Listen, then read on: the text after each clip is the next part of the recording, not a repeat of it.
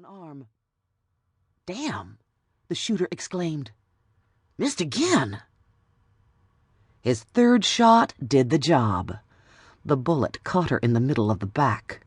She pitched forward and plummeted face down on the rocky ground.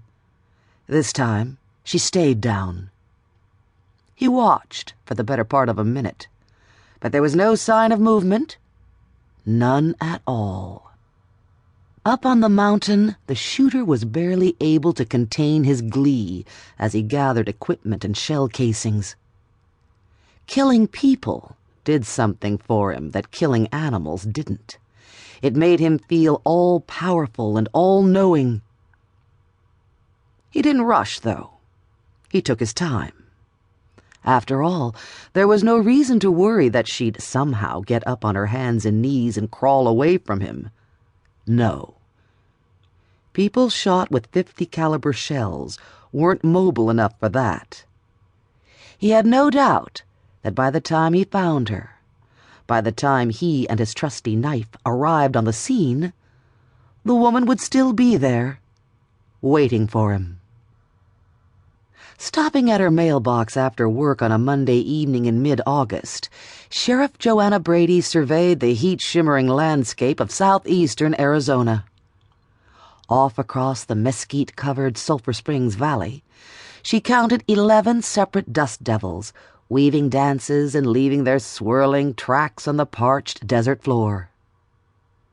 It had rained hard late the previous afternoon. Now, all that remained of that gully-washing downpour was elevated humidity and the vague hope that another storm would blow through eventually. The dust devils and a few fat puffs of cloud on the far horizon were the only visible hint that another summertime monsoon might soon be in the offing. Rolling up the window of her county-owned blazer, Joanna retreated into air-conditioned comfort. Quickly, she thumbed through the mail, hoping to see a postcard from Jenny, her daughter. Finding none, she tossed the mail, bills and advertising circulars, onto the seat beside her. Then she put the blazer in gear, rumbled across the cattle guard, and headed up the narrow track that led to her home on High Lonesome Ranch. Usually the road wound through a forest of mesquite, sprouting out of hard-packed red clay that resembled adobe far more than it did dirt. But that summer's rainy season had broken all previous records, and it had turned High Lonesome Ranch into a jungle of waist-high weeds. The desert greenery was a life-affirming miracle that left Joanna Brady fascinated. All her life, she had heard about how in the early days, when Anglos first came west, that part of the Arizona desert had been a lush grassland.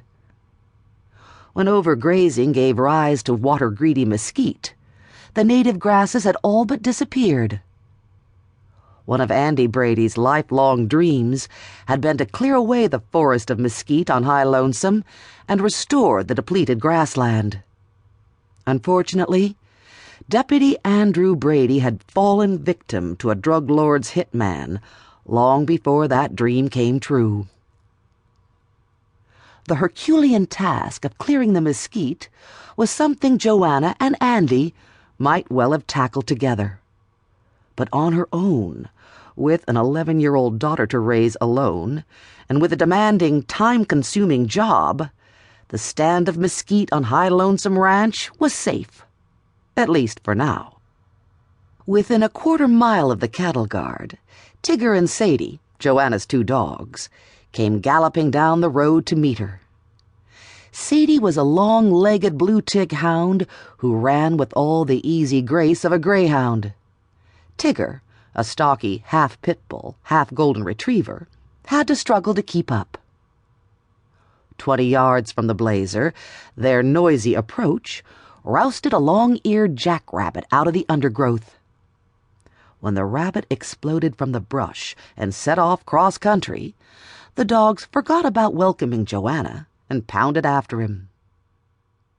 That oft-repeated nightly ritual chase, a contest the dogs always